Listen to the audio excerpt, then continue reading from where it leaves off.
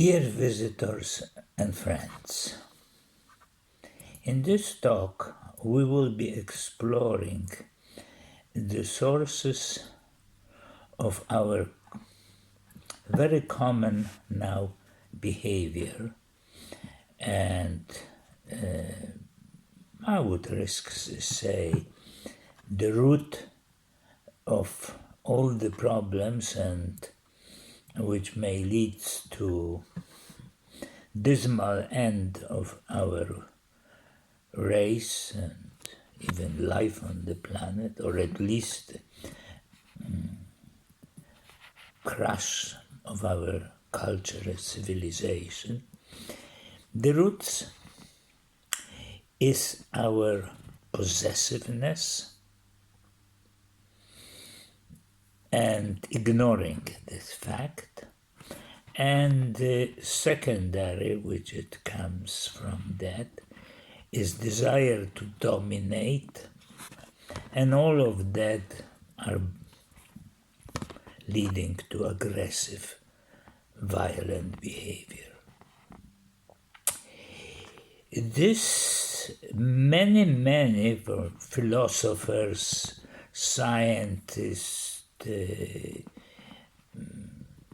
sociologists, psychologists agree with that these qualities are innate, and usually, particularly, it became stronger, this belief, when Darwin's theory of evolution became accepted, and we could see that our direct predecessor in animal world are big apes or humanoids, whatever, and they were definitely possessed of all these features, so we genetically inherited it. But that's not everything. Before the science and philosophy came to these conclusions, they were wildly propagated by religions. By the very old religion, and one of the oldest, is extremely aggressive Judaism, which it's nothing special, nothing surprising, since it was one of these very aggressive Semitic tribes which were killing, massacring, raping, and whatnot, all their victims. It is inherent in some sense, in spite of efforts of Christ to mellow down Judaism. It is more or less in different forms still being believed. But that's not only that. Hinduism also, one of the oldest religions, which came again from extremely violent Aryans who attacked India and attacked Europe. It is now, this view is trying to be erased by Indian nationalists, and they find they were wonderful and peaceful, but nothing will help their traits. We could see how they behave in Europe, even if they're so wonderful in India. But even the most reasonable and rational religion like Buddhism is inclined to support this belief. To say that, we have to admit that Buddha said that there are the three plagues of humanity, which is the possessiveness, aggression, and ignorance. He didn't say they are innate or uninnate. He simply stated the fact and suggested a way to eliminate them. That's what Buddha did. But his various successor commentaries, and the name of them is Millions, implicated that that's more or less innate. Simply it came at that time from their ignorance. They didn't know too much of archaeology. Buddha certainly couldn't know.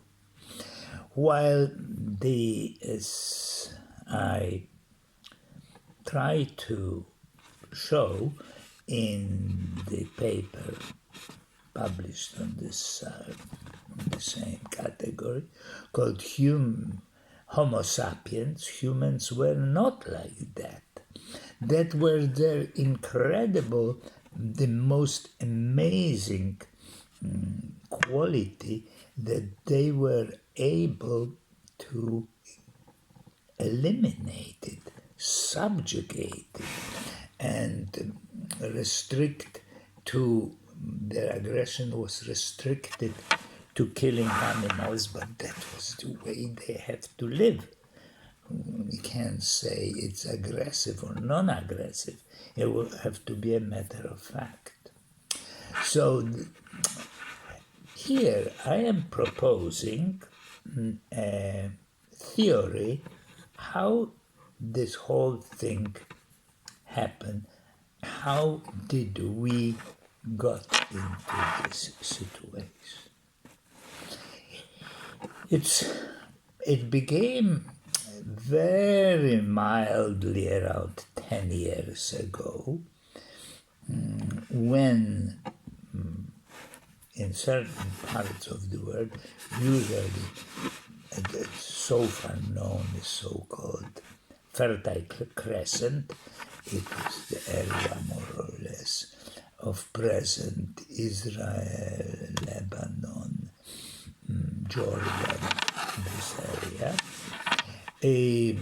Agriculture, which existed already about 3,000 years earlier, developed very, very rapidly, and common ownership of land, which was the norm before, was a collective, the group, difficult even say to own, the group work on the land and share the work and share the crops, depending on their need. We could say it was communism, if you wish. I'm not getting involved into these things. I'm not any Marxist, anything. I'm just saying what of course, I know quite a bit of Marxism because I was forced to know, and certain ideas of Marx were extremely intelligent, and consequences of Marxism were, I don't have to, except for blind and ignorant people who, in a form of Leninism and even worse, Stalinism and Maoism and whichever ism were, and now Maduroism are rather dismal. Okay, there's nothing to do with the situation which was, many thousand years ago. So this thing didn't have yet the idea of owning individually, that a family owns certain piece of land and another family owned another piece of land was unknown. Until then, the land was, we will say, collectively owned, though the word doesn't make sense, that this concept didn't exist. And we could even see that in certain societies, like notably Iroquois.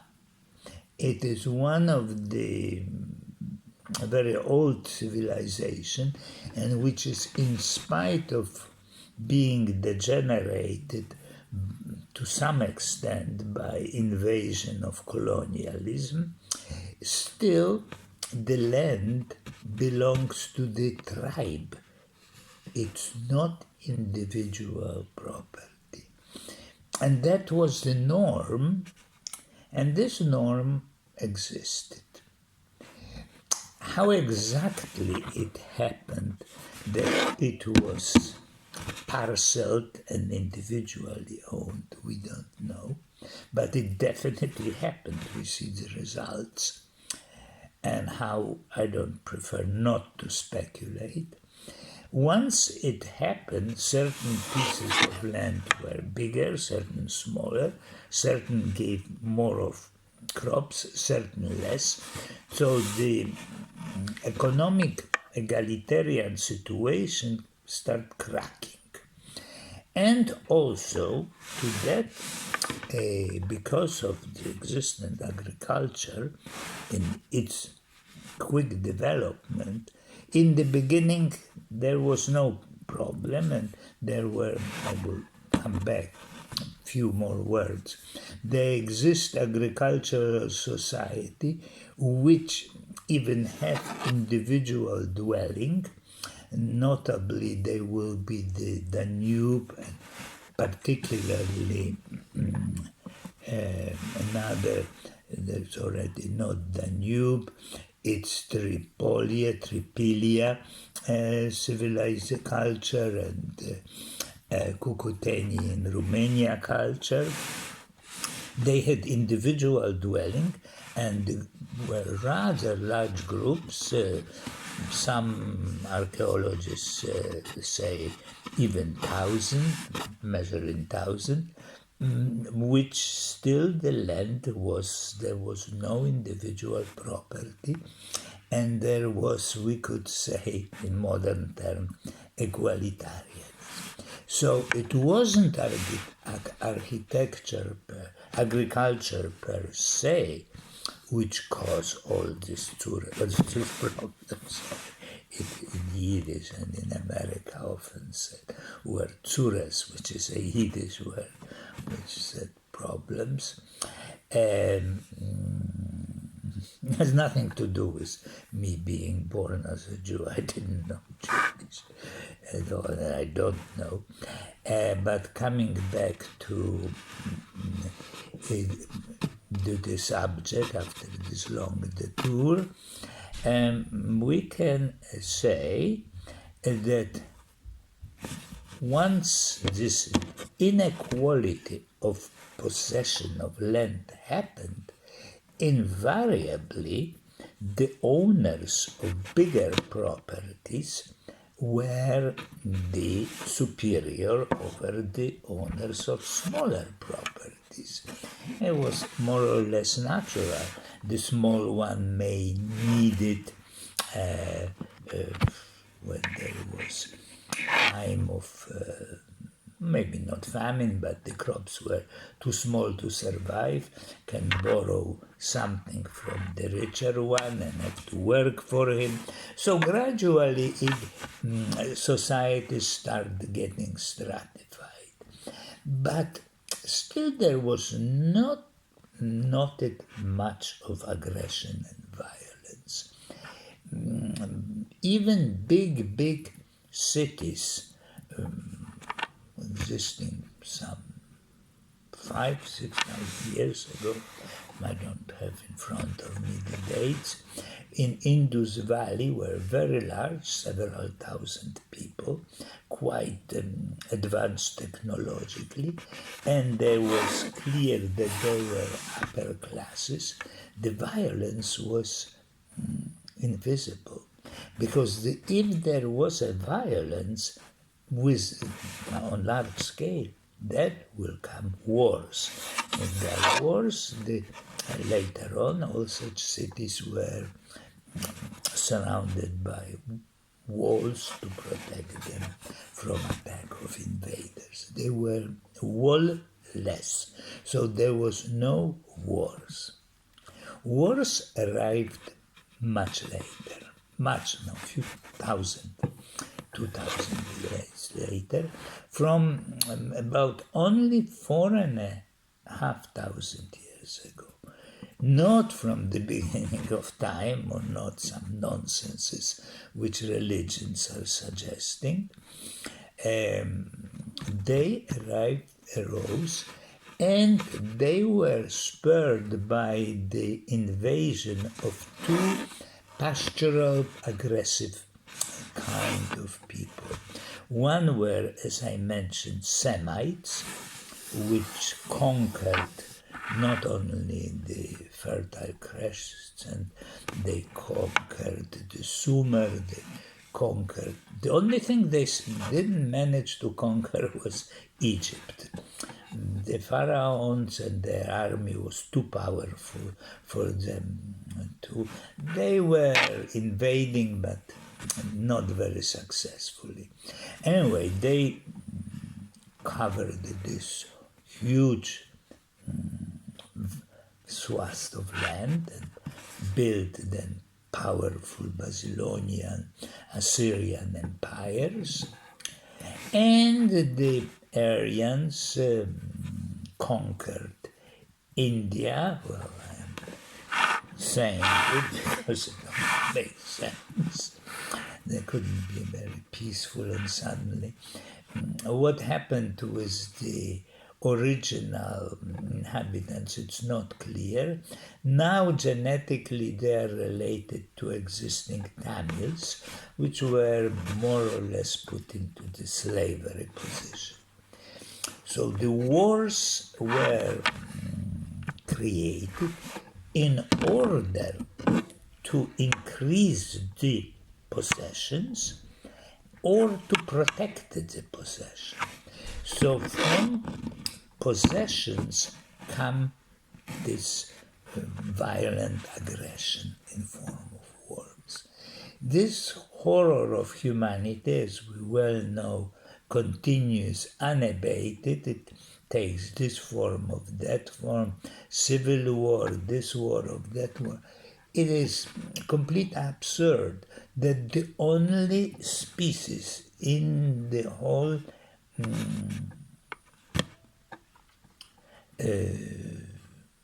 life on this planet which murder, kills, decimate, eliminate itself. The only species. And this is because of this possessiveness, which we now see takes absolute form. And we are so indoctrinated, each of us, that we consider the state natural. Well, some object to overly rich, but the fact that one possesses this, one possesses that, is considered normal. It's a norm. Nobody protects of that. And we are continually seduced to own more and more and more. So we could see we don't need any religious belief to see how it happened. Well, I mentioned what is about why ignorance.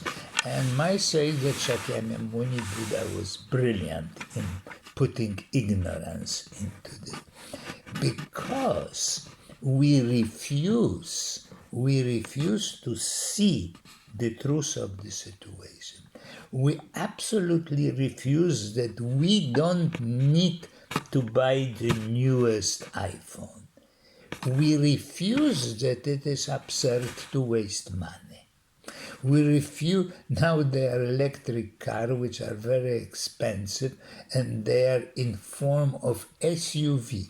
We refuse to see that we are victims of complete marketing ploy. Who in the city needs SUV in order to have difficulties with parking? What is the purpose? SUV only some 50 years ago, I think 50 will be safe, let's say 50, there were only two four-wheel drives. There was Land Rover and Jeep, and they were for explorers, like Land Rover. It was roving over the land. Now everybody tried to have if you can afford it, SUV, which that is my point. I am warfare again. Please don't take me seriously. But it is the best example of ignorance. Or buying every stupid little newest thing. A woman walking on the, because are told of this height, or soon will be this height or that height. It is so absurd. It is all a result of ignorance, which is a result of this continual ages and generations of brainwashing from religion, from science, from seeing how it is, and we accept that it is natural, how it could be otherwise. We don't, there is no collective memory that it was different. And the little remainers of the old society, like I talk a lot about Hadza people in Tanzania, who are the remainers of even hunters-gatherers before the agriculture happened, are quickly disappearing. They don't want to accept the new ways and survive. Well, I must say Iroquois are more, they know how to survive, preserving, staying away from this insanity. I call it insanity as the result of brainwashing. So I let my steam out, because it is one of the unspoken themes of my talks about creating